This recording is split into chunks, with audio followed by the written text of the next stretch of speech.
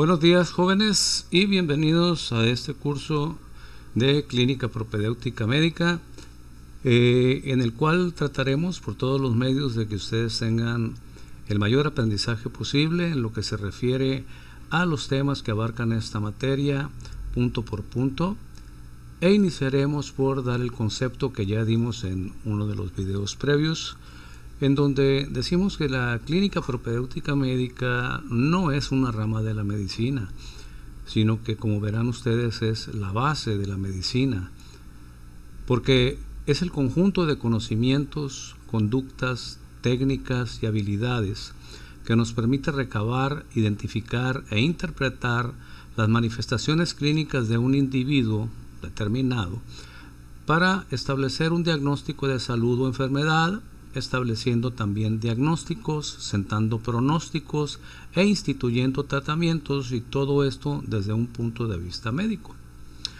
Claro que tendremos que desglosar algunos términos que para ustedes son nuevos y los iremos desglosando a lo largo de estos primeros videos uno por uno.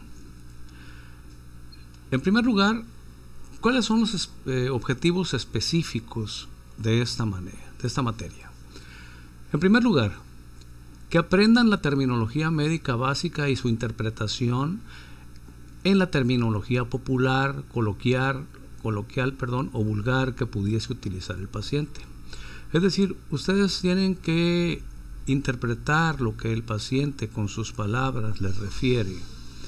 Recuerden que los diferentes niveles culturales o inclusive personas que utilizan ciertos dialectos o ciertos regionalismos y están acostumbrados a ellos, nos los mencionan como tal, ¿no?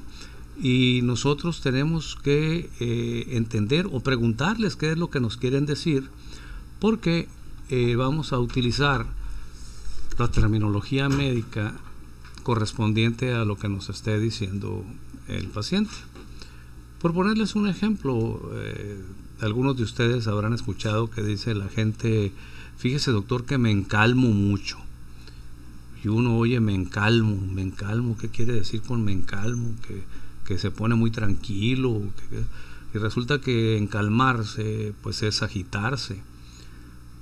Doctor, fíjese que me duele la rabadilla. Y bueno, ¿y dónde está la rabadilla? Bueno, pues tenemos que investigar dónde está la rabadilla, ¿no? Que la rabadilla pues es la región sacrocoxígea. ¿Sí? Doctor, me duele el empeine. Resulta que el empeine es la parte dorsal del pie. Doctor, fíjese que cuando me achinquecho me duele el estómago. Bueno, pues por principio de cuentas muy probablemente no sea el estómago lo que le duela, pero ¿qué es achinquecharse? Pues generalmente la gente le llama achinquecharse al hecho de ponerse en cuclillas. Son términos populares, no voy a mencionar, hay otros términos más vulgares, algunos hasta obscenos, pero que no los voy a mencionar por razones obvias, y nosotros tenemos que darle la interpretación dentro de lo que es la terminología médica, porque como se los decía yo al inicio en el video previo, nosotros lo que vamos a plasmar en nuestra historia clínica, en lo que nosotros vamos a anotar médicamente, nunca van a ser términos coloquiales, ni vulgares, ni populares, ni mucho menos obscenos. Van a ser términos médicos. Vaya, tenemos nosotros que aclarar bien con el paciente qué es lo que nos quiere decir para ya poderlo nosotros plasmar técnicamente. Entonces, ese es el primer objetivo de la propedéutica, que ustedes manejen la terminología médica básica y que la puedan relacionar con la terminología popular, coloquial o vulgar que pudiese utilizar el paciente. En segundo lugar, que aprendan a establecer un vínculo afectivo y empático con sus pacientes en el marco del respeto y la ética profesional. Ya hablaremos en algunos de los apartados de lo que es la ética profesional y la bioética y lo que es la relación médico-paciente. Bueno, uno de los objetivos de la propedéutica es que ustedes aprendan a establecer ese vínculo afectivo, que el paciente los vea no como un enemigo, no como a alguien al que hay que tenerle miedo, sino como a alguien a quien hay que tenerle confianza. que su bata blanca, lejos de ser un sinónimo de agresión, sea un sinónimo de confianza. Y eso va a depender de ustedes, ¿sí? Eso va a depender de la relación médico-paciente que establezcan, en donde hay varios puntos muy importantes que mencionaremos más adelante, entre los que está el ser empático. Es decir, ser empático es ponerte en el lugar del paciente, entenderlo, solidarizarte con él, y desde luego siempre respetándolo y guardando los principios de la ética profesional.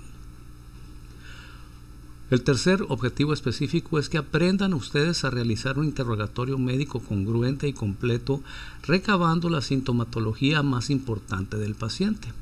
Y aquí hago énfasis en recabar la sintomatología, porque en el interrogatorio médico, que es cuando nosotros realizamos preguntas a nuestro paciente sobre qué es lo que siente, ¿sí?, qué es lo que percibe, pues el paciente nos va a mencionar exclusivamente síntomas.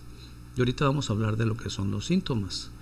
Entonces, durante el interrogatorio médico, que hay que aprender a hacerlo, y es uno de los puntos también que vamos a abordar en estos videos, pues lo que vamos a recabar durante el interrogatorio, insisto, es exclusivamente síntomas. Otro objetivo específico es que aprendan a redactar, muchachos. Es muy importante que aprendan a redactar. No es clase de español, no es clase de gramática, pero es indispensable que ustedes tengan una buena sintaxis, es decir, que ordenen las palabras que conforman la oración o la frase que van ustedes a plasmar, que la ordenen de manera adecuada, y por supuesto que por ningún motivo vayan a tener faltas de ortografía. Que aprendan a redactar sus historias clínicas y sus notas médicas de una manera congruente y ordenada, siempre guardando un orden y siempre teniendo una secuencia en los datos que vamos nosotros a anotar en nuestro documento.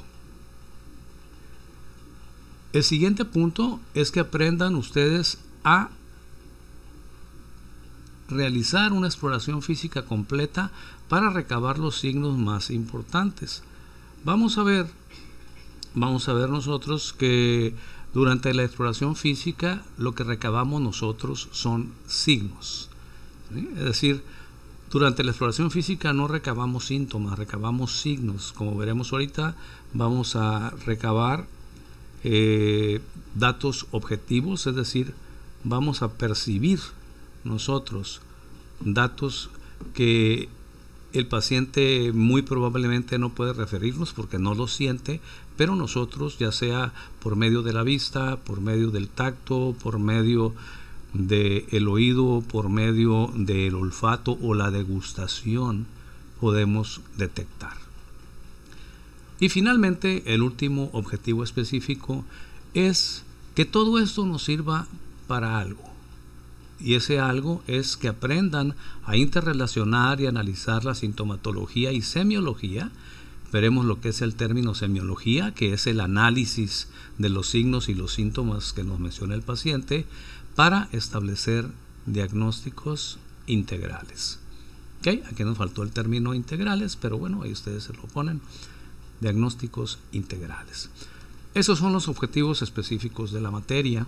Ahora, ya entrando en el campo, decíamos que la clínica propedéutica nos da a nosotros las herramientas para que podamos recabar, para que podamos interpretar, darle sentido a las manifestaciones clínicas que nos menciona un paciente. Bueno, ¿y qué son las manifestaciones clínicas? Las manifestaciones clínicas son los signos y los síntomas. Y como concepto diremos que son la expresión del organismo ante una situación dada y no necesariamente de enfermedad. Pueden ser objetivas, es decir, que las podemos percibir, a lo que llamamos signos, o pueden ser subjetivas, a las que llamaremos síntomas. Aquí quiero ser un poquito más descriptivo en el concepto, porque nos dice son la expresión del organismo ante una situación dada y no necesariamente de enfermedad. Es decir, nosotros podemos tener ciertas manifestaciones clínicas y no necesariamente estar enfermos. Es decir, por ponerles un ejemplo, ustedes saben lo que es la homeostasis. La homeostasis es el equilibrio metabólico y biológico, bioquímico que hay en nuestro organismo, el cual es necesario para que todos nuestros aparatos y sistemas funcionen adecuadamente y no tengamos nosotros ninguna sintomatología que nos avise que algo anda mal. Pero sin embargo hay situaciones en las cuales por determinada circunstancia esa homeostasis se puede romper sin que necesariamente llegue a provocarnos una enfermedad, y entonces habrá manifestaciones clínicas, como por ejemplo si estamos estresados. Hay ocasiones en que estamos nerviosos por determinada situación que nos tiene intranquilos, tenemos ansiedad, tenemos dolor de cabeza, tenemos mareo. Bueno, esas son manifestaciones clínicas, pero no quiere decir que estemos enfermos. Estamos pasando transitoriamente por una situación que rompe nuestro equilibrio emocional, y esto hace pues que tengamos esa ansiedad, que tengamos ese dolor de cabeza, que tengamos ese mareo. Pero en cuanto a aquella situación pase por sí sola, seguramente se nos quitará toda esa sintomatología. O podemos poner otro ejemplo.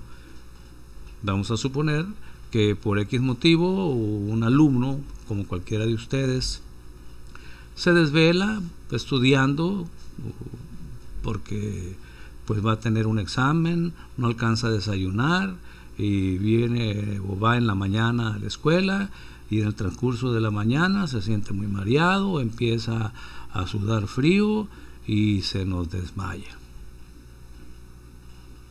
Bueno, hay que saber interpretar esa sintomatología teniendo el antecedente del desvelo, de que está en ayuno prolongado. Las neuronas están protestando, ¿sí? Las neuronas están protestando porque las neuronas viven de glucosa y oxígeno, y no les estás mandando glucosa y posiblemente ni oxígeno suficiente para que estén contentas. Entonces dejan de trabajar mientras tú no les des el abastecimiento correspondiente.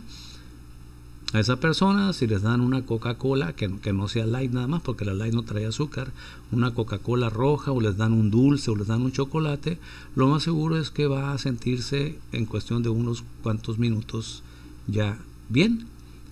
¿Por qué? Porque al reabastecerlo de glucosa, al reabastecerlo de nutrientes, las neuronas nuevamente vienen a trabajar de una manera normal, y ya aquella homeostasis que se rompió transitoriamente vuelve a ser la adecuada. Entonces aquí no estaríamos hablando de enfermedad. La enfermedad es cuando esa homeostasis se rompe de una manera prolongada y que es debido a que hay un agente o varios agentes morbosos que la están causando, y no revierte por lo general por sí sola. Entonces espero que quede claro lo que son las manifestaciones clínicas, ¿no? Es la expresión del organismo ante una situación dada que puede o no ser de enfermedad, que puede ser transitoria o puede ser prolongada. Decíamos que las manifestaciones clínicas objetivas se llaman signos, ¿ok? Y pues si los queremos describir, diríamos que son aquellas manifestaciones detectables o perceptibles exclusivamente en la exploración física a través de algún método de exploración. Inspección, es decir, a través de la vista, lo que podemos ver; palpación, lo que podemos tocar; auscultación, lo que podemos oír; medición, lo que podemos darle nosotros una medida. Y aquí yo agregaría incluso la olfacción, lo que podemos oler; o la degustación, lo que podemos nosotros degustar, ¿sí? Lo que podemos nosotros encontrarle un sabor. A todo esto se le conoce como signos. Les pongo ejemplos. Inspección. El paciente trae manchas en la piel. Bueno, esos son signos. Esos no son síntomas, son signos, los estamos viendo. Porque las manchas en la piel son visibles. pero vamos a suponer que no son manchas en la piel, sino que el paciente nos viene refiriendo que siente malestar abdominal y nosotros lo palpamos y le palpamos una bola en el abdomen. Ese es un signo. Esa bola el paciente no la siente, pero nosotros la acabamos de localizar a través de la palpación. Auscultamos al paciente y al auscultarle tórax, ya sea los ruidos respiratorios o los ruidos cardíacos, escuchamos estertores respiratorios o escuchamos algún soplo. Esos son signos, porque los estamos percibiendo nosotros. El paciente no nos los refiere. El paciente no va a llegar diciéndole, doctor, fíjese que vengo porque siento un soplo. No va a llegar así. El paciente puede que llegue diciéndoles que le falta el aire, que le duele el pecho. Ok, esos son síntomas. Pero ya a la hora de auscultarlo, ustedes puede ser que escuchen un soplo o algún ruido cardíaco extraño o algún ruido respiratorio extraño. Eso es un signo. ¿Ok? La toma de la temperatura, la toma de la presión arterial, la toma de los pulsos, ¿ok?, de la frecuencia cardíaca, de la frecuencia respiratoria, que se pueden medir, ¿sí?, que son signos vitales que se pueden medir. Fíjense el nombre, signos vitales, ¿sí?, son signos también. La olfacción. Muchas veces cuando tenemos un paciente que tiene una herida, ¿sí?, y que tiene alguna secreción y la trae cubierta con una gasa, olemos la secreción, ¿sí? Olemos la secreción. ¿Por qué? Porque sabemos que una secreción purulenta, una secreción infectada, huele mal, tiene un olor fétido. Y el simple hecho de que nosotros percibamos ese olor fétido es un signo. El hecho de que probemos la orina, así como me lo oyen, y probablemente les va a tocar en alguna ocasión hacerlo, que probemos la orina de un paciente que está en coma diabético y no tenemos los elementos para determinar si su glucosa está elevada o está demasiado baja. A veces hay que meterle una sonda uretral hasta la vejiga, sacar orina y probarla. ¿Probarla para qué? Si esa orina está dulce, lo más seguro es que ese paciente está en un coma por hiperglicemia. Hay que meterle insulina. Si la orina no está dulce, es muy probable que esté en un coma hipoglicémico. Hay que meterle glucosa. Fíjense, ¿okay?, de eso puede depender la vida del paciente. Y a veces no tenemos manera de echar mano de otros recursos. Entonces, a todo esto que nosotros podemos percibir en el paciente, ya sea a través de nuestra vista, de nuestro oído, de nuestra palpación, de la medición de los signos vitales, de nuestro olfato o de nuestro gusto, a eso se le llama signos. El paciente no los refiere, nosotros lo percibimos. Espero que quede bien claro la diferencia entre lo que son síntomas, los cuales son subjetivos, porque no hay manera de medirlos, no hay manera de percibirlos. Los síntomas, el paciente nos los refiere durante el interrogatorio, y los signos que sí son perceptibles por algún método exploratorio y los recabamos a la exploración física. ¿Okay? Entonces, aquí hablamos ahora de las manifestaciones clínicas subjetivas, que son los síntomas. Son aquellas manifestaciones referidas por el paciente durante el interrogatorio médico, pero que no son perceptibles o detectables por ningún método exploratorio y se les conoce como síntomas. ¿Okay? Y podemos poner una gran cantidad de ejemplos. ¿Cuál es el síntoma más común de todos? El dolor. El dolor no hay manera de medirlo, no hay manera de verlo, no hay manera de palparlo, ni de oírlo, ni tampoco de escucharlo. El dolor es algo que el paciente nos refiere. Es totalmente subjetivo, abstracto, imperceptible para el explorador. El paciente nos lo refiere. Claro que muchas veces por la expresión facial del paciente, por la posición en que está, por el sitio donde se lleva las manos, podemos imaginarnos nosotros, podemos inferir si ese dolor es intenso o es leve o es moderado o las irradiaciones que tiene, etcétera. Pero realmente no podemos apreciarlo de una manera objetiva. Además del dolor, podemos mencionar otros síntomas como son el vértigo, las náuseas, la visión borrosa, ¿ok? Que el paciente nos lo refiere. Y no hay manera, si el prurito, o sea, la comezón, no hay manera de comprobarlo. Ahora, hay síntomas que se convierten en signos. Les pongo un ejemplo, ¿sí? Un ejemplo sencillo. Y aquí viene, si el paciente nos dice que tiene diarrea, bueno, pues ese es un síntoma. Porque es un síntoma porque no nos consta. Pero si, bueno, vamos a suponer que es un niño, ¿no? Para no hacerlo muy escandaloso y no crearles una escena mental desagradable. Vamos a suponer que es un niño chiquito y la mamá lo trae y dice que mi niño tiene mucha diarrea. Ese es un síntoma. Pero si en la consulta el bebé se bate ahí, ¿no? Se hace popó y ustedes ven ahí la vil diarrea, entonces ya no es un síntoma, ya se convirtió en un signo. O bien, doctor, fíjese que vengo porque hace varios días que tengo mucha tos, y esa tos es un síntoma. Pero si en lo que está platicando con ustedes el paciente empieza ok, esa tos ya no es un síntoma, ahora ya es un signo. ¿Y para qué les explico lo del vómito? ¿No? Yo creo que es fácil imaginárselo. O la misma visión borrosa, doctor, fíjese que tengo visión borrosa, y ustedes le hacen un examen, sí, de la vista, y ya ahí ustedes en un momento dado puede ser que detecten que realmente tiene una visión inadecuada.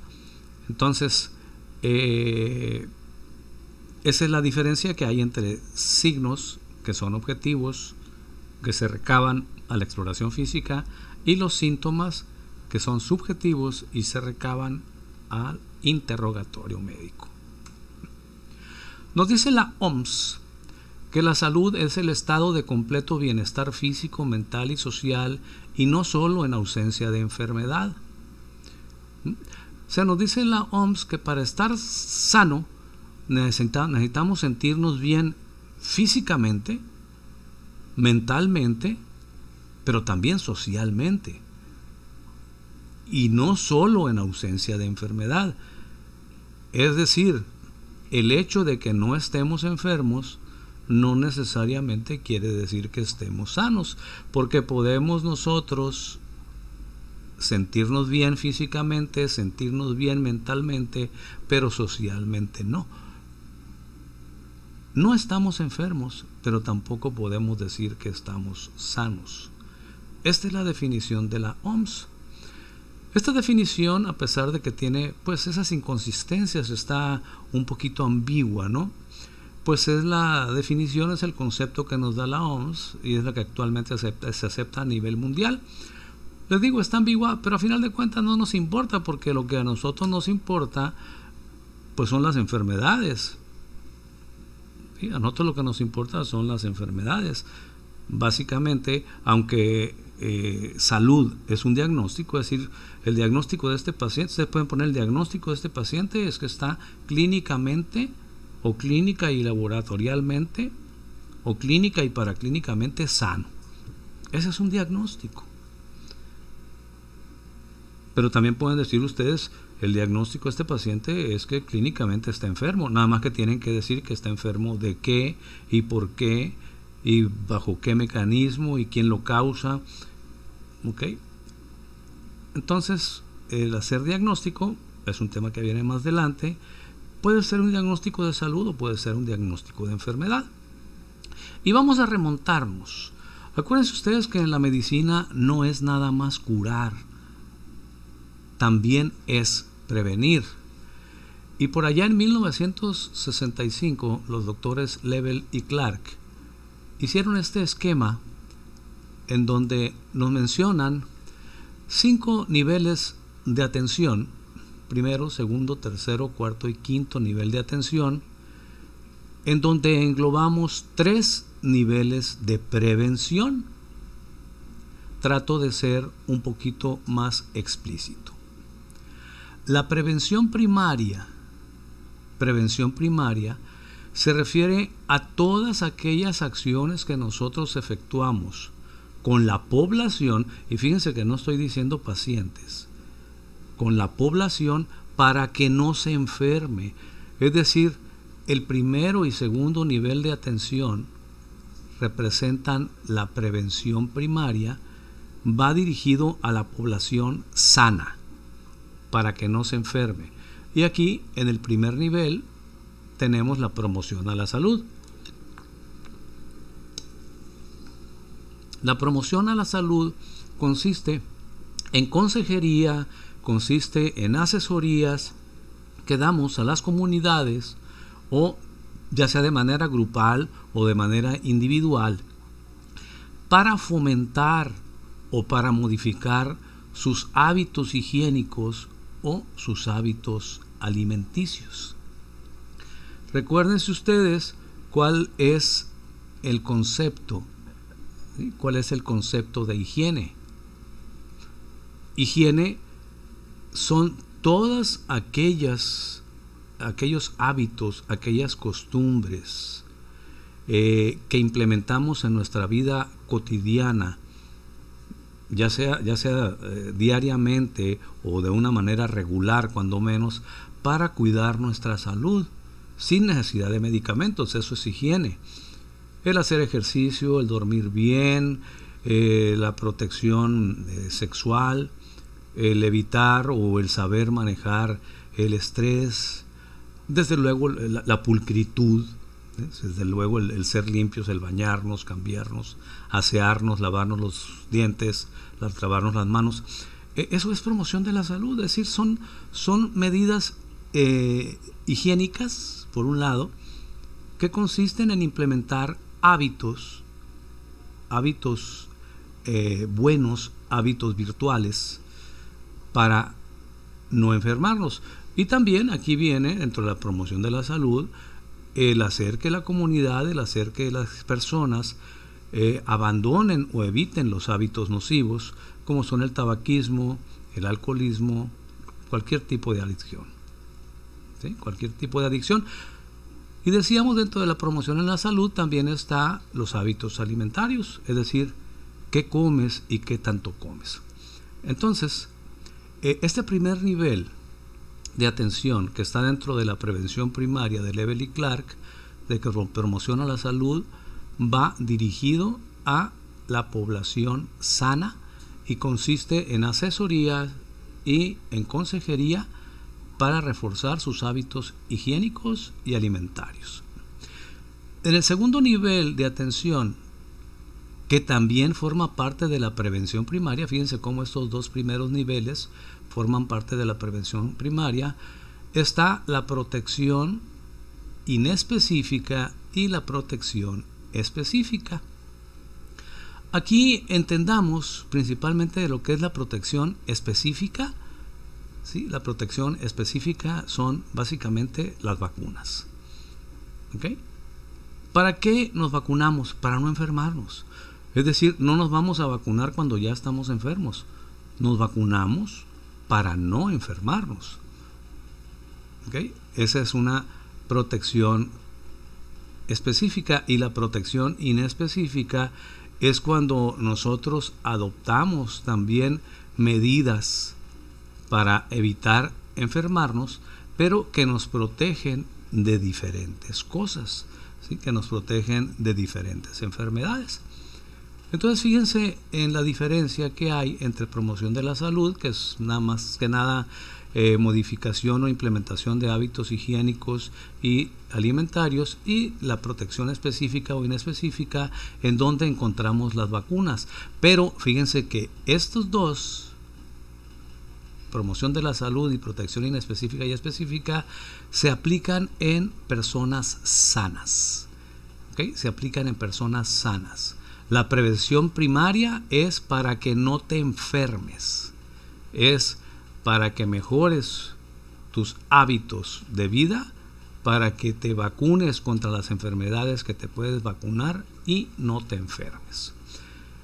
La prevención secundaria es cuando ya el paciente se enfermó, pero son medidas que implementamos para que no se compliquen.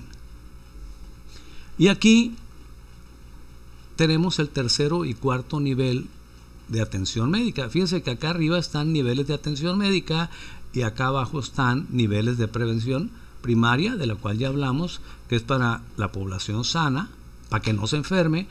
Y acá la prevención secundaria es en población enferma, pero para evitar que se complique. Aquí en la prevención secundaria, ¿qué tenemos? Tenemos básicamente estos dos apartados, que son el tercero y el cuarto nivel de atención. Tercer nivel, diagnóstico precoz y tratamiento oportuno. Ya se nos enfermó aquella persona o aquella población. Bueno, hay que tratar de establecer el diagnóstico lo más rápidamente posible e instituir el tratamiento específico lo más rápidamente posible.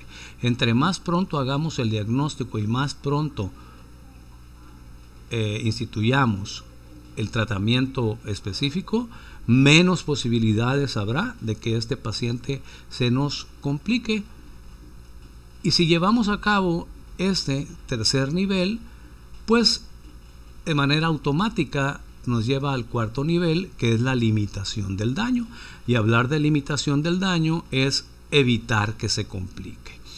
¿Okay? Entonces, tercer y cuarto nivel de atención médica es para las personas que desafortunadamente no pudimos evitar que se enfermaran, se enfermaron, pero les pudimos hacer un diagnóstico oportuno y darles un tratamiento lo más rápidamente posible, claro, un tratamiento específico, un tratamiento que les va a servir, y con eso logramos limitar el daño.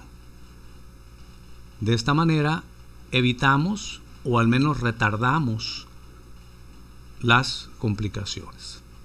Esta es la prevención secundaria. Entonces, que nos quede claro, de acuerdo a los niveles de Lebel y Clark, que fueron adaptados en 1978 por Milton Terris, pero siguen siendo vigentes los de Lebel y Clark. La prevención secundaria es cuando el paciente ya está enfermo, pero vamos a implementar nosotros acciones, como son el diagnóstico precoz, el tratamiento oportuno, para limitar el daño y que no se nos complique. Y el quinto nivel de atención médica, que es la prevención terciaria, es la rehabilitación. Es decir, aquel paciente no pudimos evitar que se nos enfermara, es decir, la prevención primaria no aplicó, no pudimos evitar que se nos complicara, desafortunadamente la prevención secundaria tampoco la pudimos implementar oportunamente, y entonces la prevención terciaria consiste en la rehabilitación.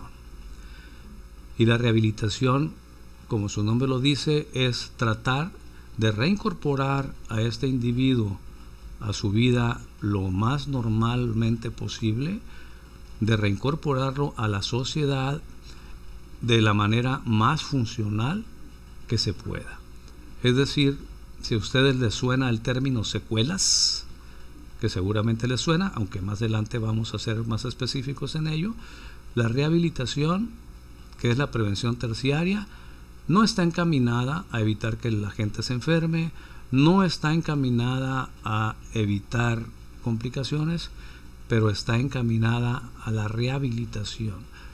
Es decir, está encaminada a limitar o evitar que queden secuelas en este paciente. Bien, muchachos, hasta aquí dejamos este primer video. En un rato más continuamos con el segundo.